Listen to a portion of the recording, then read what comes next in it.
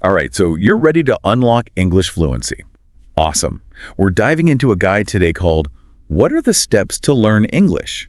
To map out a clear, structured path to get you there. And we're all about actionable strategies you can use starting today. No more wishing you could speak English. This is about actually doing it. I love that energy. Now, this guide doesn't just throw grammar rules at us. It wants us to hit pause for a second. It's like we're planning a road trip. Before packing the car, we need to know our destination, right? Makes perfect sense. Yeah.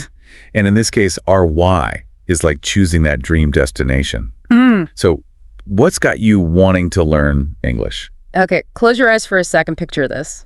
You're fluent. What's the first thing you do? Ooh, that's a good one. Is it finally watching that British baking show, no subtitles needed, ordering a meal in a Parisian cafe, nailing the pronunciation? What's your victory lap? Exactly. Holding on to that image that's pure fuel for your motivation, especially when things get tough. Way more inspiring than just saying, I want to be good at English, huh?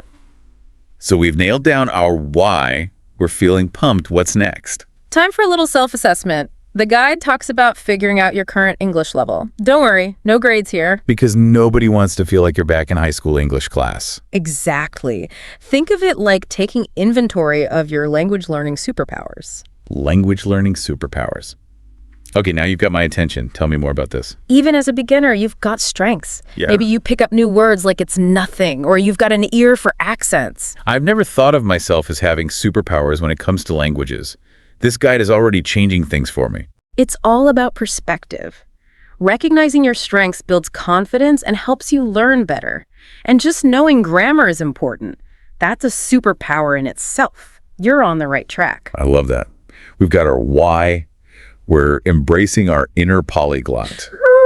Next step on our fluency journey. The guide's clear. Just studying textbooks isn't enough. We've got to experience English organically. It's like learning to cook. You can read every recipe. But till you're in the kitchen chopping veggies, you're not really cooking right. Exactly. Same with language. The more you immerse yourself, the more natural it becomes. Which brings us to immersion. I'm seeing that word everywhere these days. It's not as complicated as it sounds. This guide's all about watching movies, listening to music, even changing your phone's language to English. It's about making English a part of your everyday life. And that's where we'll be picking things up after Just Kidding. We're diving right into that. So we're diving headfirst into immersion. Sounds simple enough, but I'm betting there's more to it than just turning on subtitles. What do you think? You're right. It's about being strategic. Remember our why. Let's say you want to travel. Okay, so I've got my passport, my phrase book. Ditch the phrase book. Picture this. You're binge-watching travel vloggers on YouTube all in English. You'll pick up vocabulary and phrases without even realizing it. Way more fun than flashcards, that's for sure. But I've got to admit, watching a movie is one thing. Actually speaking out loud, that's way more intimidating. It's the classic language learning hurdle, right? This guide gets it. It emphasizes that speaking is a skill, something you have to actually practice, just like playing an instrument. You wouldn't expect to play Beethoven just by reading sheet music, would you? No way. There's a reason musicians spend hours practicing hitting those wrong notes until they get it right. Exactly. The more you practice speaking English, the more confident and fluent you'll become. It's all about building that muscle memory. So how do we even find those opportunities to practice speaking, especially if we're not living in an English-speaking country? That's where a language exchange partner can be a game changer. Like a gym buddy, but for my brain. I like it. Exactly. If you're enjoying this podcast, don't forget to like the video. Share it with friends who might find it helpful. Make sure to subscribe and hit the bell icon so you don't miss our next video. Let us know in the comments what topic you'd like to hear. It's a 2-for-1 deal. You practice your English and help someone else practice your native language. And there are tons of apps out there connecting language learners all over the world. So it's like social networking, but with a purpose. Exactly. Plus, it takes the pressure off. You can make mistakes, laugh about them, learn from each other. And the guide really emphasizes this. Making mistakes, it's all part of the process. It's how our brains learn. So we're ditching the fear of sounding a little silly. Absolutely. Embrace the awkwardness. It means you're one step closer to fluency. I'm convinced.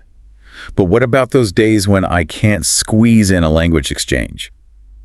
The guide also mentioned fitting English into everyday life. Absolutely. Remember microlearning. Refresh my memory. It's about finding those little pockets of time in your day, your commute, your lunch break, even standing in line at the grocery store and turning them into mini language learning sessions. Okay, I'm all about maximizing my time. So give me an example. How can I actually do that? Instead of scrolling through social media on the bus, how about listening to an English podcast? Or, if you're more visual, switch your phone's language settings to English. You'd be surprised how much those little changes add up. It's like sneaking in a workout for your brain. I love it. Yeah. So consistency is key, building that English muscle every single day. But what about motivation? How do we stay excited about this, not just today, but weeks, months, even years down the line? You're hitting on a really important point, sustainability. This is about making language learning a lifestyle, not a sprint to the finish line. Okay, I'm all for that. But how do we actually do that? One strategy the guide talks about is celebrating your wins no matter how small they seem. Did you finally master that tricky grammar rule? Followed a whole conversation in English without panicking. Those are huge GE wins. Okay, I'm ready to do a little victory dance for those. Exactly. Those little wins, they create a positive feedback loop, reminding you how far you've come, and they keep you motivated to keep going. This has been so insightful. We've covered so much ground already. Where do we go from here? Is there anything else we should keep in mind as we continue on this journey toward fluency? This guide does a great job of breaking down the steps, but I think one of the most important things is to remember that it's a journey, not a destination. It's not about that moment where you're suddenly perfectly fluent. I like that. It's not about the finish line. It's about enjoying the process, the ups, the downs, the whole thing. Exactly. And another thing, learning a language, it opens up a world of possibilities. It's like you've got this backstage pass to explore new cultures and ideas, connect with people in a whole new way. You're right. It's like you've got this secret decoder ring and a whole new level of the world opens up. You start to notice things you never did before. And like any good explorer, we need the right tools and strategies for the journey, which is what this guide helps us do. And you know what else is great about this guide? It emphasizes finding what works for you. That's what makes language learning fun, not a chore. What are you passionate about? What makes you tick?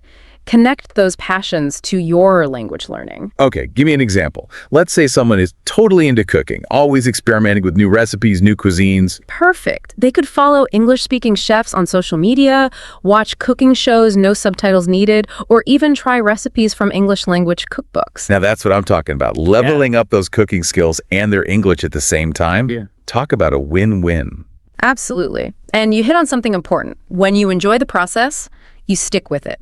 And the more consistent you are, the more natural speaking English will feel. It's like that saying, find something you love to do and you'll never work a day in your life. But in this case, it's finding something you love to do in English. So as we wrap up this deep dive, what's one last nugget of wisdom for our listeners who are fired up and ready to take action? Remember that why we talked about. Why are you learning English? What do you hope to do with it? Keep that vision front and center.